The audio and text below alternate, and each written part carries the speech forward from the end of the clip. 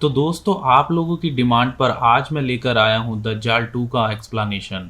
ये मूवी 2017 में आई एक टर्किश हॉरर मूवी है जिसे डायरेक्ट किया है ओज़गुर बाकर ने। दोस्तों ये मूवी पार्ट 1 से जुड़ी हुई है। अगर आप में से किसी ने इस मूवी का फर्स्ट पार्ट नहीं देखा है तो मैं इसका लिंक डिस्क्रिप्शन बॉक्स में दे दूंगा। तो इसका पार्ट 1 ज़रूर देखिए ताकि आपको इसका सेकंड पार्ट अच्छे से समझ में आए। तो बिना किसी देरी के चलते हैं सीधा वीडियो की तरफ।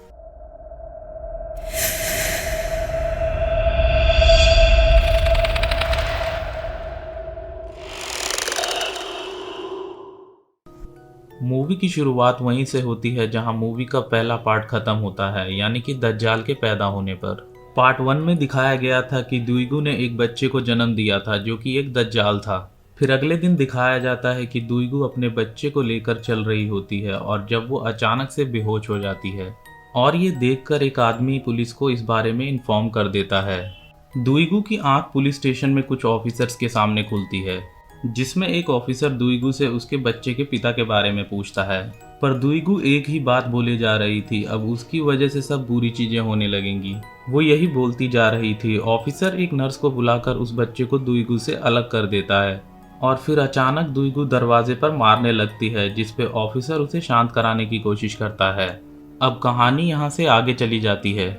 यहाँ एक लेडी को सपना आता है जहाँ वो अपने बच्चे को देखने जा रही होती है और उसे अपने बच्चे का पालना जलता हुआ दिखाई देता है, जिसके पास नूरदान और एक इवल स्पिरिट दिखती हैं और नूरदान उसकी तरफ बढ़ती है। तभी उस लेडी के बगल में एक इवल स्पिरिट नजर आती है और अचानक से उस लेडी की आंख खुल जाती है। उस लेडी का नाम ईदा और उसके हस्बैंड का नाम एमिर होता है।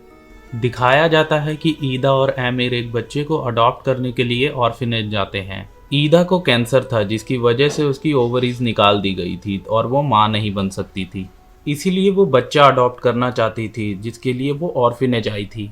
उसकी एप्लीकेशन पहले कई बार रिजेक्ट हो चुकी थी, पर इस बार नूरदान जो उसकी लैंडलॉर्ड है उसके कहने पर उसकी एप्लीकेशन एक्सेप्ट हो जाती है और वो एक बच्चे को अडॉप्ट कर लेते हैं। अजीब बात ये थी कि वहाँ बाकी सब बच्चे रो रहे थे पर सिवाय उस बच्चे के जिसे ईदा ने अडॉप्ट किया था।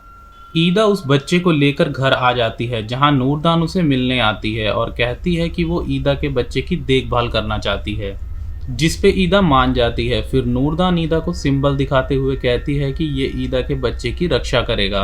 ऐसा कहकर नूरदान उस सिंबल को उस बच्चे के पास रखती है और उस बच्चे का नाम एतिस रख देती है। नूरदान ईदा को एक चीज दिखाती है और कहती है कि ये घर में शांति लाएगा और उस चीज को आमिर को दे देती है। उधर दिखाया जाता है कि एक काउंसलर जिनका नाम मिस्टर हाकान है, एक स्कॉलर जिनका नाम इरफान है, उनसे मिलने आते हैं और कहते हैं कि दज्जाल का जन्म हो चुका है, जिसपे इरफान कहते हैं कि मिस्टर अली ने लोगों को चेतावनी दी थी पर किसी ने उनकी बात नहीं सुनी और जो प्रीस्ट उनकी मदद कर रहे थे उन सबकी मौत हो गई थी और शायद इस बार उनकी बारी है। दोस्तों इरफान उन्हीं स्कॉलर अली की बात कर रहे थे जो हमें पार्ट 1 में दिखाए गए थे।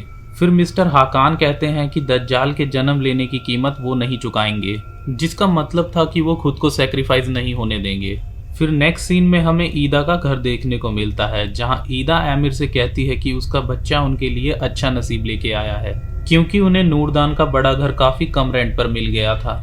इसके बाद ईदा आमिर से पूछती है कि उसे एतिस का नाम कैसा लगा, जिस पर आमिर कहता है कि ईदा कोई भी नाम रख सकती है।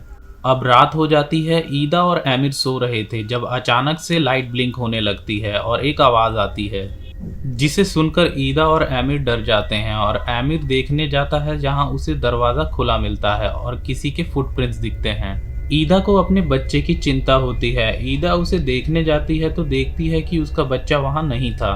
ये देखकर ईदा परेशान हो जाती है। तभी उसे उस बच्चे की रोने की आवाज सुनाई देती है और वो आवाज एक वार्डरोब से आ रही थी। ईदा उस वार्डरोब को खोलती है जहां ईदा को उसका बच्चा मिलता है और वो उसे उठा लेती है। ये देखकर ईदा काफी डर जाती है और वो पुलिस को फोन कर देती है। कुछ देर बाद पुलिस ईदा के घर आकर इन्वेस्टिगेशन करती है पर उन्हें यहाँ कुछ भी नहीं मिलता।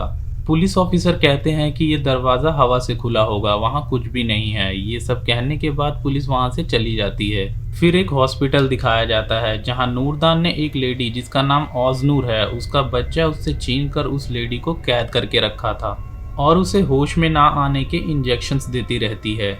अगले दिन ईदा कुछ वुमन स्कॉलर्स और एक ओझा को बुलाती है उसके बेटे का नाम रखने के लिए। नूरदान भी वहां बैठी थी। ईदा ने उसे भी बुलाया था, लेकिन ओझा को अजीब सा फील होने लगता है और उसे एक विजन दिखता है जहां उसे वो सारी वुमन स्कॉलर एक इवल स्पिरिट जैसी नजर आती हैं और वो ओझा ठीक ना फील कर पाने के कारण वहां से चले जाते हैं। इसके बाद दिखाया जाता है कि इरफान एक आदमी जिसका नाम अली है, उसको एक सीक्रेट मिशन देते हैं दज्जाल को रोकने का। इरफान बताते हैं कि दज्जाल जन्म ले चुका है, अब एक रिचुअल होगा एक्लिप्स वाले दिन। उसी दिन दज्जाल को ब्रेस्ट फीड भी कराया जाएगा और इस रिचुअल के 7 महीने बाद दज्जाल 7 साल के बराबर का हो जाएगा। अगर ये रिचुअल हो गया तो दज्जाल ह्यूमंस में मिल जाएगा और ये खतरनाक होगा। वो अली से कहते हैं कि उसे दज्जाल यानी उस बेबी को मारना होगा। उधर रोम में भी एक प्रीस्ट एक आदमी को जिसका नाम गैब्रियल है उसको भी यही काम देते हैं। प्रीस्ट चाहते थे कि गैब्रियल दज्जाल को लेकर पोप के पास आए ताकि पोप उसे बैप्टाइज कर सकें और लोगों को इस कर्ज से छुटकारा दिला सकें। फिर रात हो जाती है और ईदा को एक सपना आता है कि आमिर ने उसे कुल्हाड़ी से मार दिया है और वो डर कर उठ जाती है। अगले दिन सुबह आमिर कुछ दिनों के लिए किसी काम से बाहर जा रहा होता है और ईदा अकेली ना रहे इसीलिए उसने केयर टेकर रखने का फैसला किया था। आमिर के जाने के बाद उससे मिलने उसकी नेबर आती है जिसका नाम इसिक होता है। अब इसिक एतीस के साथ खेलने लगती है। ईदा एसिक से कुछ बात कर रही थी पर इसिक का सारा ध्यान एतीस पर था। उधर गैब्रियल जिसे प्रीस्ट ने हायर किया था वो कुछ फोटोज देख रहा था जिसमें दुइगू और स्कॉलर अली के फोटोज थे और जैसे ही वो नूरदान की फोटो देखता है अचानक से एक काला धुआं आता है और कोई उस पर अटैक कर देता है। ऐसा दिखाया गया है कि जैसे किसी ने गैब्रियल की गर्दन पीछे से पकड़ रखी हो, पर गैब्रियल खुद की तरफ देखता है तो उसे वहां कोई खड़ा नजर आता है।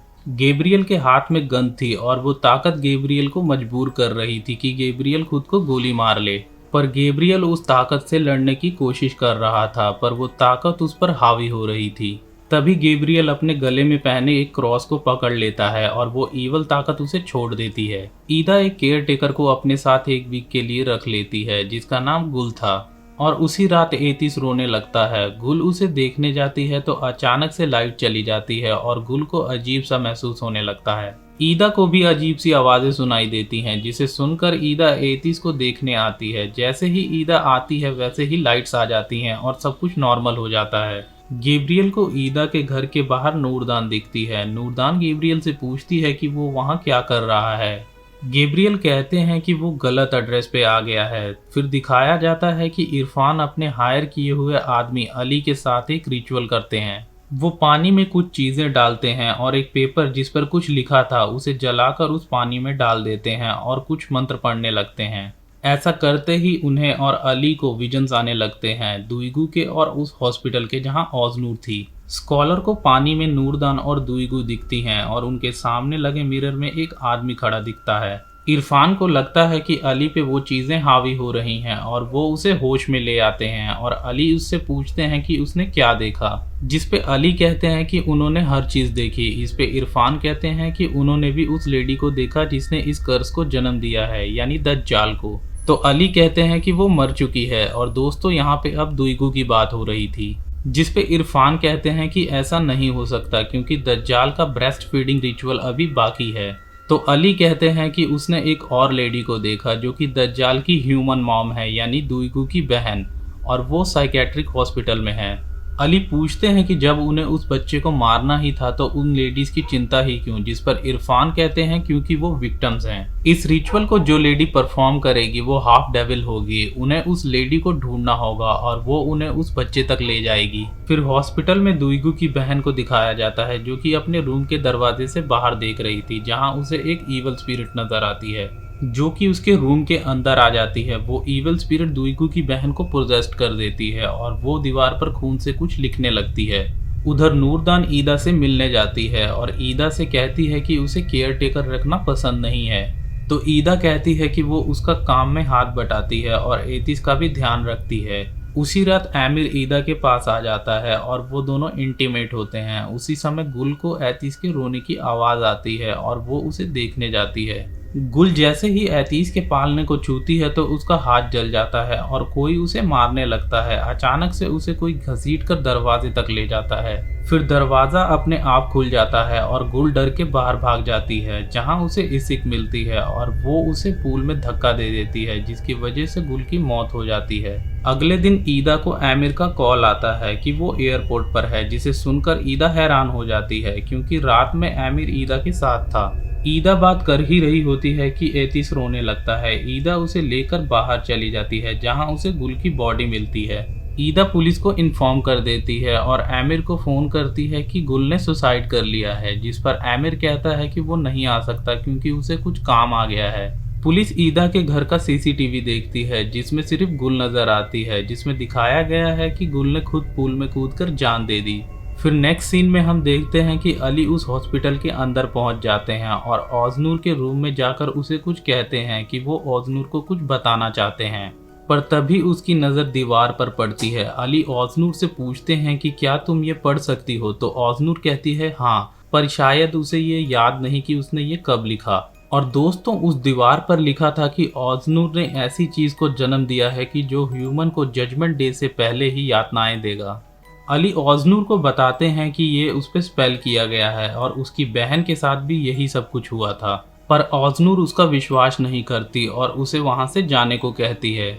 अब गैब्रियल को भी प्रीस्ट उसी हॉस्पिटल का एड्रेस देके ओज़नूर के बारे में पता करने को कहते हैं, जहां गैब्रियल अली पर अटैक कर देते हैं और उन दोनों में फाइट हो जाती है। फाइट के दौरान अली की नज़र गैब्रियल के गले में पड़े क्रॉस पर पड़ती है और वो गैब्रियल को छोड़ देते हैं। गैब्रियल अली को बताते हैं कि उसे उस बच्चे यानी एतीस को पोप के पास ले जाने का ऑर्डर था और अली को उसे मारने का ऑर्डर था, जिस पे अली कहते हैं कि उन दोनों को दज्जाल को रोकना है तो उन्हें साथ मिलकर काम करना होगा। और वो दोनों ओज़नूर से बात करने जाते हैं क्योंकि ओज़नूर ही उन्हें उस लेडी तक ले जा सकती थी जो कि दज्जाल का रिचुअल करेगी। अली और गैब्रियल को देखकर ओज़नूर कहती है कि उसे कोई नहीं हरा सकता। अली जैसे ही ओज़नूर के पास जाने की कोशिश करते हैं, वहां आग लग जाती है और ओज़नूर एकदम से पोजेस्ड हो जाती है। अचानक से ओज़नूर का बेड एकदम से सीधा हो जाता है और वो उन दोनों से कहती है कि वो उसकी आर्मी को नहीं रोक सकते, वो दोनों भी उसी का हिस्सा हैं, इसीलिए वो भी उसी के लिए काम करें।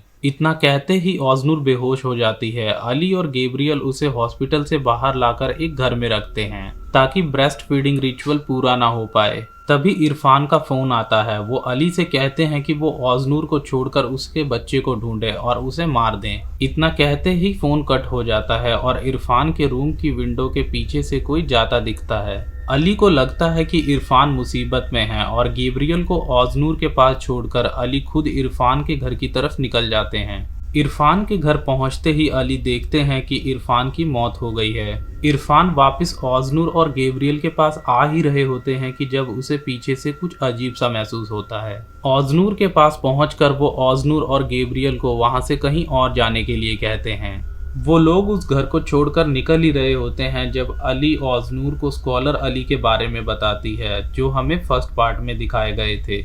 ओज़नूर पूछती है कि क्या उन्हें उसकी बहन दुईगू ने मारा, जिस पर कोई कुछ नहीं कहता। उधर ईदा बाथ-टब में नहा रही होती है, उसकी आंखें भी ढकी हुई थी। उसके पीछे से भी वही पूंछ नजर आती है जो पार्ट 1 में दुईगू के पीछे नजर आई थी जब वो बाथ-टब में नहा रही थी। फिर ईदा को मिरर में दुईगू एक इवल स्पिरिट की तरह चिल्लाती हुई नजर आती है, जिसे देखकर ईदा डर जाती है। अगले दिन आमिर आ जाता है और वो एक और केयर टेकर जिसका नाम आयशा है उसको काम पे रख लेता है।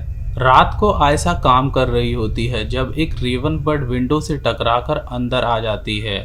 ये देखकर आयशा चिल्ला देती है। आयशा की आवाज़ सुनकर आमिर वहां आ जाता है और कहता है कि इसमें कुछ भी अजीब नहीं है।